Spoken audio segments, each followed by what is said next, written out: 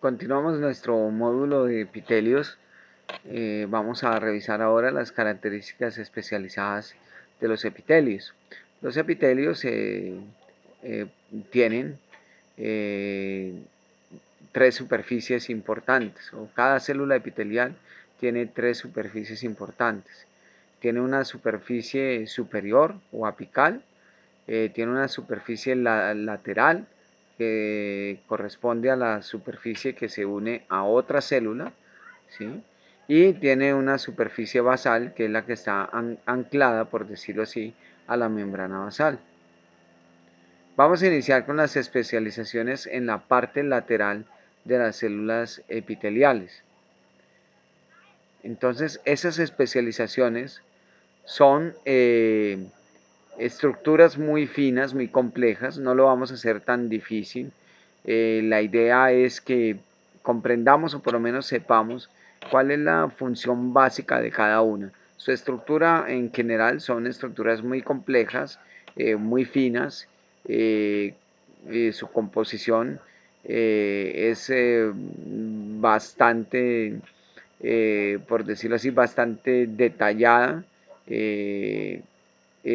Porque están organizadas en por una serie de proteínas que hacen la función de transporte de sustancias, la función de anclaje, la función de sostén, pero no nos vamos a detener en eso, sino básicamente lo que quiero es que sepan cuál es cada una y qué función cumplen. Entonces aquí tenemos dos células, esta es una fotografía electrónica, dos células, esta es una célula, esta es otra célula, y entre ellas están unidas, están fuertemente unidas una célula con otra.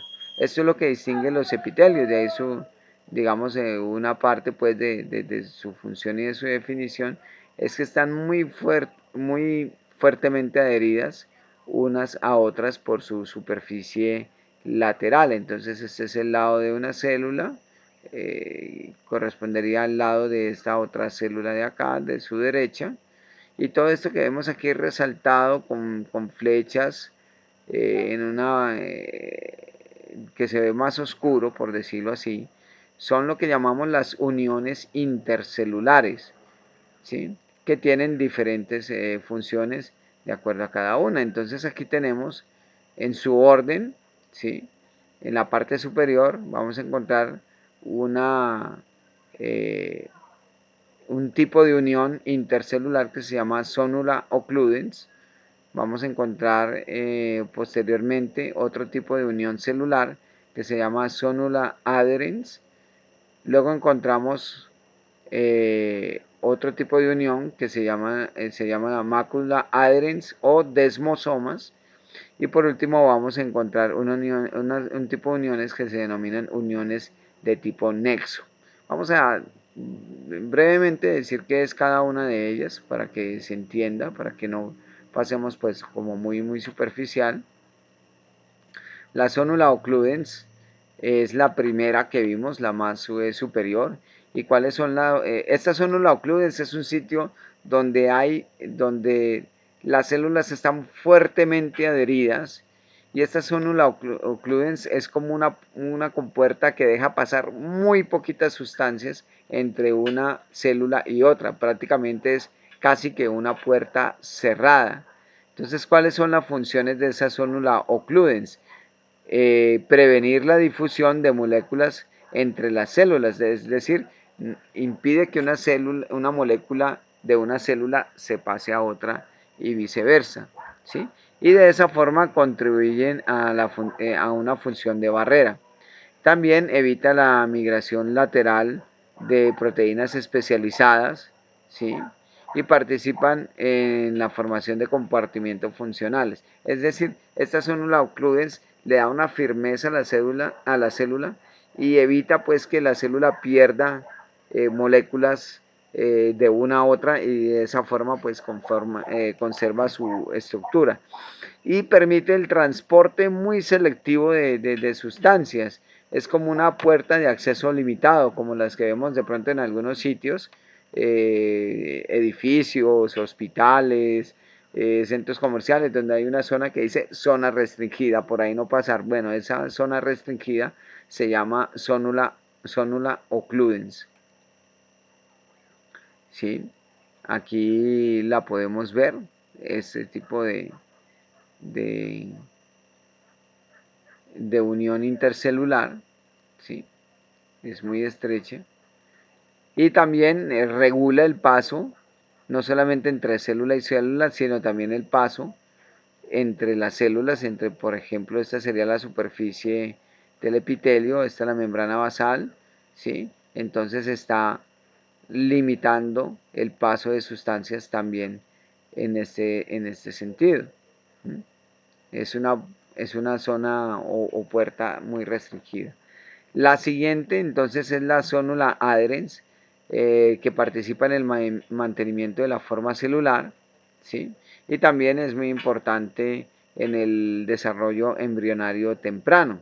Esta sí permite que haya cierta paso regulado, ya un poco más que la zónula ocludes, un paso todavía regulado de moléculas entre una célula y la otra. Aquí tenemos un ejemplo. Entonces, de zonula adherens, esta es pues una estructura muy compleja. Aquí se visualizan mejor en este tipo de tensión que se llama inmunohistoquímica. Este tipo de unión de zonula adherens tiene altos contenidos de una proteína que se llama ecaderina, y lo que se hace con inmunohistoquímica es precisamente que la ecaderina se pinte de este color, como color marrón, tirando a algo de como color oro, ¿sí? Y básicamente se ve resaltado este tipo de uniones de proteínas. La aplicación que tiene esto para la vida diaria es que algunas células de algunos tejidos representan o tienen altos contenidos de caderina, y cuando ese contenido de caderina es muy alto se puede colorear con estas técnicas que se llaman inmunohistoquímica. Entonces, por ejemplo, cuando tenemos un tumor X o y queremos saber qué tipo de tumor es, le aplicamos varias tinciones diferentes para diferentes sustancias que se llaman inmunohistoquímica, y en este caso este tejido pinta muy altamente positivo para E-caderina. Eso le permite al patólogo, junto con otros marcadores de inmunohistoquímica, determinar el origen de ciertos tumores. Aquí tenemos entonces el siguiente tipo de unión, son los desmosomas. Vamos a devolvernos un poquito en la diapositiva para que no perdamos el orden. Entonces aquí tenemos zonula occludens, zonula adherens, y ahora vamos a ver la mácula adherens, que son los desmosomas. Esos desmosomas son también estructuras muy complejas que proporcionan estabilidad a las células, una estabilidad mecánica, permiten que eh, el citoesqueleto de una célula se ancle a ese desmosoma, y ese desmosoma lo ancla a la otra célula, entonces le da una firmeza al epitelio. Esa es básicamente la función de los desmosomas, ¿sí? Está muy bien desarrollado en epitelios que requieren bastante firmeza, como el epitelio plano estratificado que cubre la piel. Aquí vemos un desmosoma. Este es pues la forma del desmosoma, ¿sí? ¿Sí? Entonces aquí lo que se están uniendo son los dos citoesqueletos. Ustedes recordarán el citoesqueleto, que es como la estructura interna que le da la forma a la célula, le da la firmeza, por decirlo así, interna al citoplasma, y ese citoesqueleto se une a otro a través de los desmosomas. Y tenemos finalmente unas uniones que se denominan uniones de tipo nexo. que básicamente son uniones que son como poros que comunican una célula con la otra y que permiten también el transporte de iones y de pequeñas moléculas de alrededor de 10 Dalton. Dalton es una medida muy pequeña, muy microscópica, sustancias muy pequeñas que pueden pasar de una célula a otra a través de estas uniones tipo nexo. Aquí la vemos, ¿sí? Aquí se ve muy pequeño, esto es una microfotografía de este tipo de uniones, ¿sí? Vamos a verlo aquí mejor en esta otra diapositiva. Esta es una, por decirlo así, una superficie celular. Esta es otra. Y estas uniones tipo nexo son como poros que conectan las dos superficies celulares y que funcionan pues como poros transportadores que se cierran y se abren para permitir el paso de sustancias o de iones. Por ejemplo, en el caso de las neuronas, permitir la entrada y salida de sodio de una neurona a otra. Eso ya lo veremos después, posteriormente. Y luego tenemos, esa era la parte lateral de la célula, ahora vamos a ver la parte inferior de la célula, ¿sí? O sea, ya nos vamos a ver ir mirando hacia la membrana basal. Entonces en la región basal tenemos pues la membrana basal, tenemos uniones también, conectores entre la célula y la matriz extracelular, esto es decir, así como en la superficie lateral teníamos conectores, uniones intercelulares, entonces en la superficie basal de la célula no vamos a tener uniones intercelulares, sino uniones célula-matriz extracelular. Y esa membrana basal también acá va a dar, se va a plegar, va a ser como pliegues, ¿sí? Va a ser como pliegues que aumentan pues, por decir así, la longitud del tejido del epitelio y va a cumplir pues varias funciones, múltiples funciones. Entonces, un resumencito, aquí tenemos el epitelio, ¿sí? Aquí tenemos la membrana basal, sí, la membrana basal. Entonces esta membrana basal pues va a servir no solamente de soporte al epitelio, sino también por aquí van a haber vasos sanguíneos donde se van a producir intercambio de nutrientes. Estos nutrientes que llegan por esta vía y nutrientes y oxígeno, ¿no? Van a llegar aquí hasta las células de los epitelios. Y aquí también en esta membrana basal vamos a tener células, principalmente del sistema inmunológico, para proporcionar funciones de defensa. Entonces las funciones de esa membrana basal son básicamente servir de apoyo al epitelio, ¿sí? Son como la base de una casa, la base de un edificio, lo que le da la resistencia, por decirlo así, el sostén, ¿sí? Sirven como filtro molecular, o sea, regula esa membrana basal, regula el paso de sustancias hacia las células. También sirve de filtro celular, es decir, que no impide, por decirlo así, que sustancias o células o virus, bacterias o virus puedan llegar hasta los tejidos. Y también esa membrana basal pues participa en la regeneración del epitelio, produciendo pues nuevas células epiteliales. Aquí pues tenemos un esquema que ya lo habíamos visto antes, entonces tenemos nuestra célula epitelial, tenemos la membrana basal, que es esto tanto como color cafecito y amarillito, ¿sí? Esto de color marrón es la lámina basal, que está compuesta por dos capas, una delgada que se llama lámina lúcida, otra un poquitico más, por decirlo así, más gruesita que se llama lámina densa, ¿sí? Eso sería nuestra lámina basal, que es básicamente donde se apoya la célula epitelial.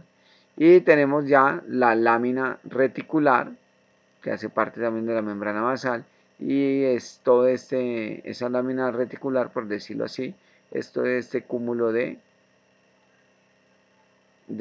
matriz, por decirlo así, de matriz extracelular, que contiene, pues de acuerdo al tejido, puede tener un alto contenido de colágeno, por ejemplo, y contiene pues distintos tipos de proteínas, entre ellas el colágeno, como mencioné, y células principalmente de células de nuestro aparato inmunológico.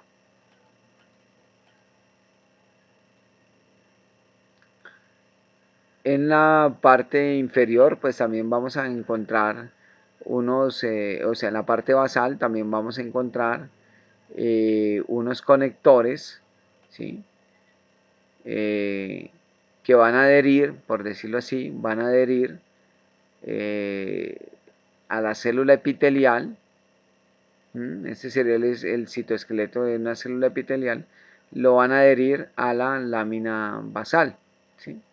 Y esos conectores están compuestos básicamente por proteínas de diferente tipo, ¿sí? Aquí pues tenemos las integrinas, la vinculina, la actina, etc. Aquí tenemos un ejemplo de la membrana basal que se tiñe o se colorea bastante intenso con una sustancia que se llama hematoxilina eosina y que da ese color característico fucsia, que es el color característico de la membrana basal. Aquí tenemos otro tipo de conectores de la célula epitelial a la membrana basal y son los hemidesmosomas.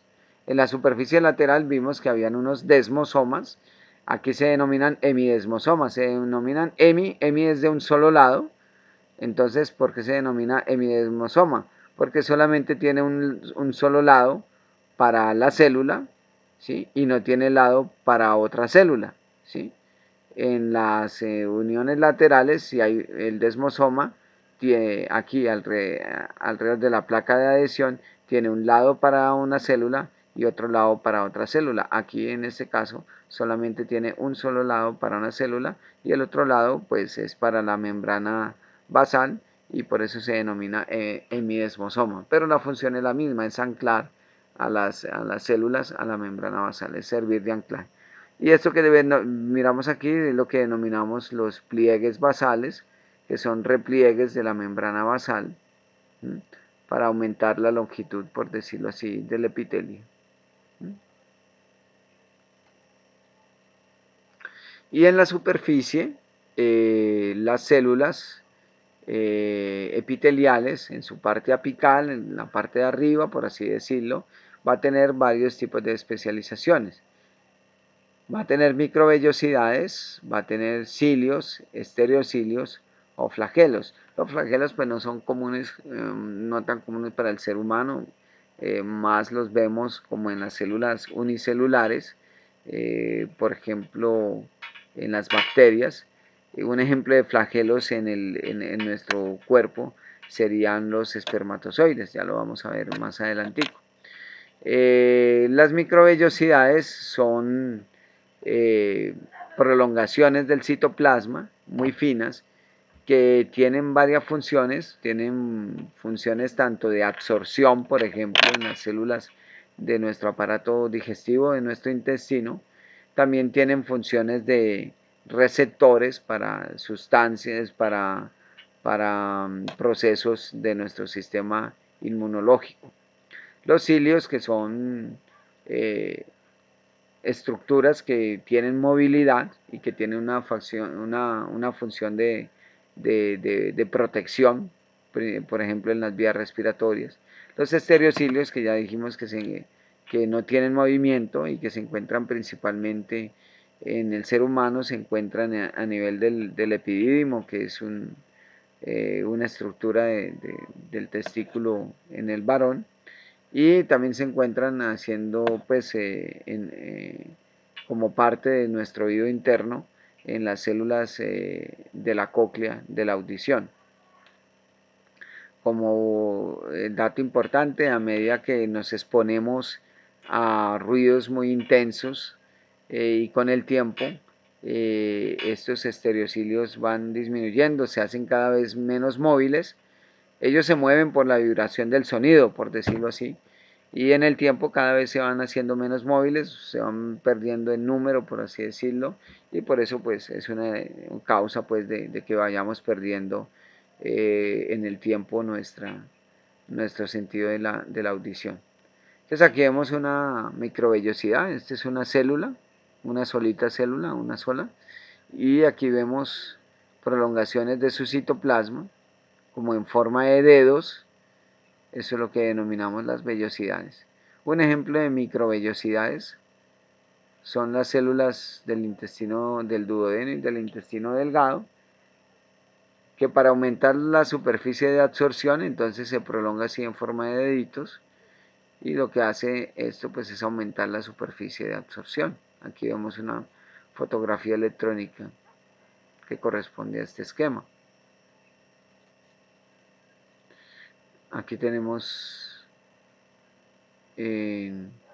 microvellosidades, y esto que se ve aquí como aquí más suave, como el tapizadito de una alfombra, ¿sí?